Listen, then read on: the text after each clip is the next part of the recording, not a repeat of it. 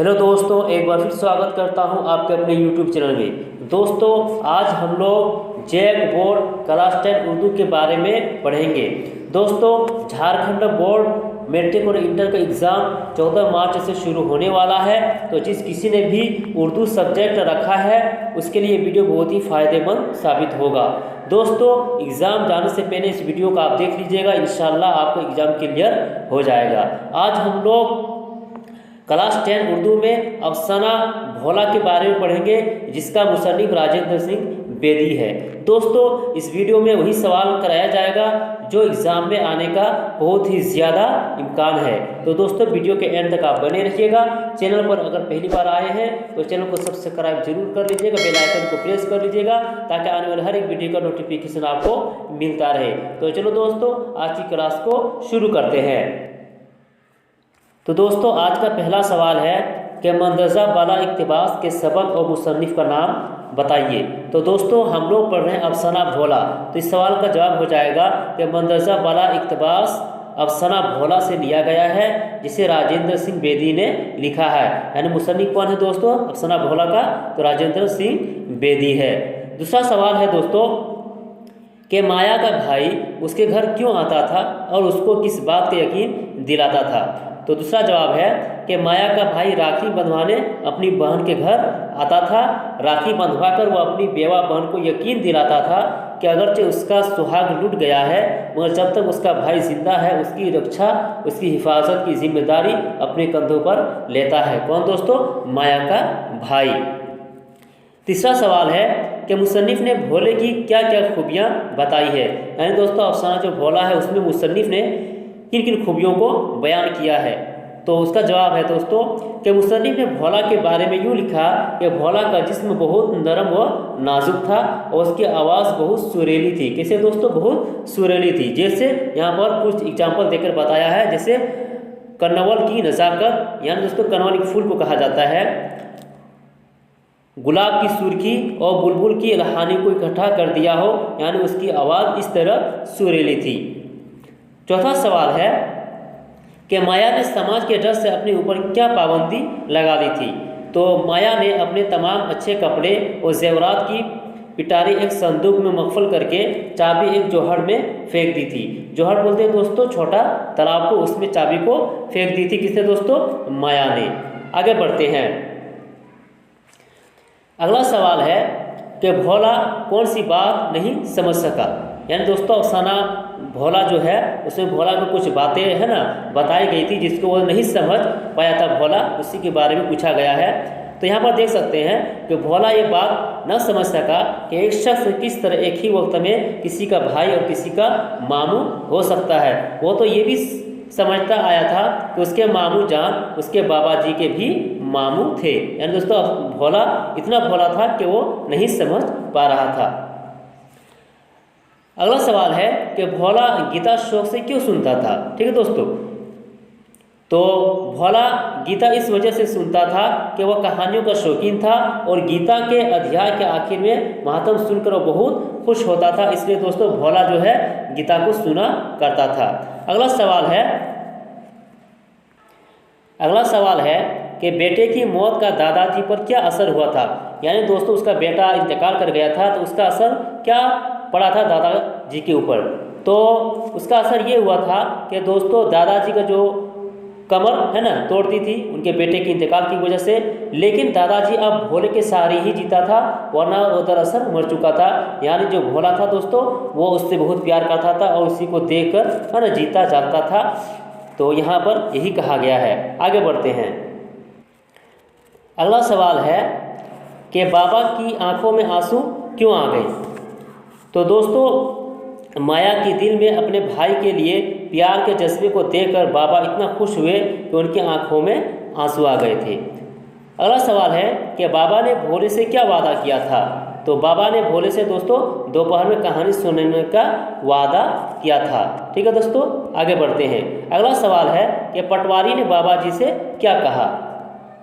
इस सवाल का जवाब ये है कि दोस्तों, पटवारी ने बाबा जी से कहा कि खानका वाले कुएं पर उनकी ज़मीन को नापने के लिए उसे आज ही फुर्सत मिल सकती है, फिर नहीं, इसलिए हमको जाना होगा और कहानी में बाद में सुनाऊंगा। यही कहकर दोस्तों दादाजी चले जाते हैं। आगे बढ़ते हैं।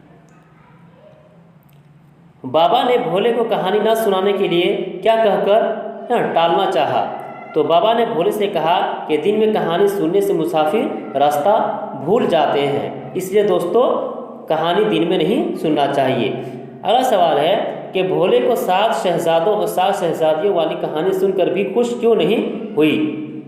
तो उसका जवाब है क्योंकि भोले को डर सता रहा था कि कहीं उसके दिन में कहानी सुनने से उसकी मामू रास्ता न भूल जाए। यानी दोस्तों भोला ने जब कहानी सुनाने की जिद किया था अपने दादाजी से, और दादाजी ने कहा कि दिन में कहानी से क्या होता है दोस्तों, मुसाफिर रास्ता भूल जाता है। तो भोला को ये डर था कि जो उसका मामू आने वाले थे दोस्तों, तो वो रास्ता कहीं भूल ना जाए।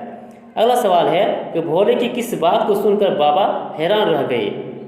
तो भोले कहानी के अल्फाज ख्वाब में भी ना देखी होगी को न सिर्फ याद रखा था बल्कि उसका बखूबी इस्तेमाल भी किया था। यानी दोस्तों भोला जो था वो उसको याद करके रखा था, उसी के बारे में कहा गया है।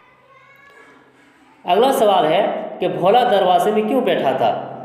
उसका जवाब है ताकि मामू की शक्ल देखते ही अंदर की तरफ दौड़े और पहले पहल माताजी और फिर बाबा को अपने आने की खबर दे। यानी दोस्तों इतनी खुशी वो जाहिर करना चाहते थे। अगला सवाल है कि माया किस बात के लिए फिक्रमंद थी। तो जवाब है क्योंकि माया का भाई काफ़ी रात गए तक राखी ले नहीं आया था, इसलिए माया जो है अपने भाई के लिए दोस्तों फिक्रमंद थी। अगला सवाल है कि बाबा ने माया को सुहागवती रहने की दुआ क्यों नहीं दी। तो उसका जवाब है दोस्तों क्योंकि माया का सुहाग यानी उसका शौहर तो बरस हुए मर चुका था, इसलिए वो दोस्तों बाबा को सुहागवती रहने की दुआ नहीं दिया करते थे।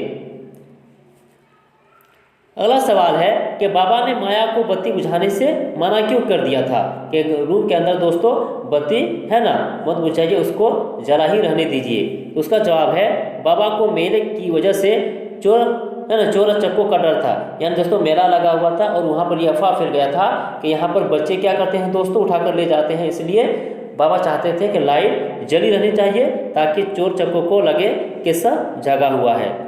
अगला सवाल है कि भोले के गायब होने से माया की क्या हालत हुई। तो उसका जवाब है माया दीवानों की तरह अपने बाल नोचते और चीखे मारते हुए बेहोश हो गई थी। उसके हाथ अंदर की तरफ मुड़ गए थे, नसें खींची हुई और आंखें पथराई गई थी। यानी दोस्तों भोले इसलिए गायब हो गया था क्योंकि दोस्तों भोला जो था वो अपना मामू जो नहीं आया था उसको मतलब वो सोचता था कि रास्ता भूल गया है, तो वो उसको रास्ता दिखाने के लिए दोस्तों वो घर से निकल गया था। तो जब रात में है ना उनकी मम्मी या दादा उठकर देखते कि भोला नहीं है, तो उन सब डर गए थे कि भोला को कोई चोर उठाकर ले गया था, है ना। तो वही यहाँ पर अफसाना भोला में कहा गया है। अगला सवाल है कि बाबा ने ईश्वर को बुरा भला क्यों कहा था। तो बाबा ने ईश्वर को बुरा भला कहा कि उन दुखों के देखने से पेशतर उसने उनकी जान क्यों ना ले ली। यानी दोस्तों बहुत ही दुख का पहाड़ है ना टूट चुका था, क्योंकि एक तो जो उनका बेटा था वो भी इंतकाल कर गया था, उसके बाद भोला जो था दोस्तों वो भी गायब हो गया था। तो बहुत ही ये दुख है ना कि घड़ी को सामना कर रहे थे, इसलिए कह रहा कि इस दुख के आने से पहले मेरी जान क्यों ना चली जाए। ठीक है दोस्तों आगे बढ़ते हैं। तो दोस्तों हम लोगों ने अफसाना भोला से मुतालिक जो है ना इम्पोर्टेंट सवाल था उनको देख लिया दोस्तों। आगे दोस्तों इस अफसाना भोला का जो मुसन्निफ है राजेंद्र सिंह बेदी, इसके बारे में भी कुछ जान लेते हैं। एग्जाम में दोस्तों इसके बारे में भी पूछा जा सकता है। तो याद रखिएगा दोस्तों राजेंद्र सिंह बेदी तहसील डस्का जिला सियालकोट में पैदा हुए थे। और पैदा कब हुए थे दोस्तों, तो 1900 है ना याद रखिएगा 1915 ईस्वी में इनकी पैदाइश हुई थी। और अगर इनका इंतकाल के बारे में पूछा जाए कि इंतकाल कब हुआ था, तो दोस्तों याद रखिएगा 1984 में इनका इंतकाल हुआ था। ठीक है दोस्तों आगे बढ़ते हैं, कुछ अहम पॉइंट को देखते हैं। तो 1932 ईस्वी में तालिबे इल्म के ज़माने में अंग्रेज़ी, उर्दू और पंजाबी में नज़में और कहानियाँ लिखने लगे थे। दोस्तों इनके द्वारा जो अहम तसानीफ़ हैं उनको देखते हैं। तो दाना व दवा, गरहन, कोख जली, अपने दुख मुझे दे दो, ये दोस्तों बहुत ही वेरी इंपॉर्टेंट है। हाथ हमारे कलम हुए, मुक्ति बुद्ध और ड्रामों के 2 मजमूए दोस्तों, बेजान चीज़ें और 7 खेल, इनको आप याद रखिएगा। आगे दोस्तों राजेंद्र सिंह बेदी का एक नावल है एक चादर मेली सी, जो 1962 ईस्वी में शाया हुआ था दोस्तों, इनको भी आप याद रखिएगा। आगे दोस्तों राजेंद्र सिंह बेदी ने कुछ फिल्में भी बनाई, जिनमें दस्तक, खासी मशहूर हुई, मिर्ज़ा गालिब, देवदास, मधुमती और अनुराधा में बेदी के मकान में बहुत मशहूर हुए हैं। बेदी की जो दोस्तों खासियत थी उनके बारे में बताया गया है कि बेदी के अफसानों में एक हमदर्द इंसान की नरमी और दर्दमंदी है, वो हर चीज़ को गहरी नज़र से देखते हैं। तो दोस्तों आप हमारे चैनल के साथ बने रहिएगा। जैक बोर्ड क्लास 10 उर्दू का मुकम्मल दोस्तों कोर्स जितना भी हो सकेगा दोस्तों कराया जाएगा। और दोस्तों आप इस वीडियो को दोस्तों शेयर जरूर कीजिएगा, है ना, अपने दोस्तों तक, जो जिसका भाई बहन एग्ज़ाम देने वाला है दोस्तों, उनको भी फ़ायदा पहुंचा, इसलिए वीडियो को शेयर जरूर कर दीजिएगा। आगे फिर मिलते हैं दोस्तों, तब तक के लिए खुदा हाफिज़।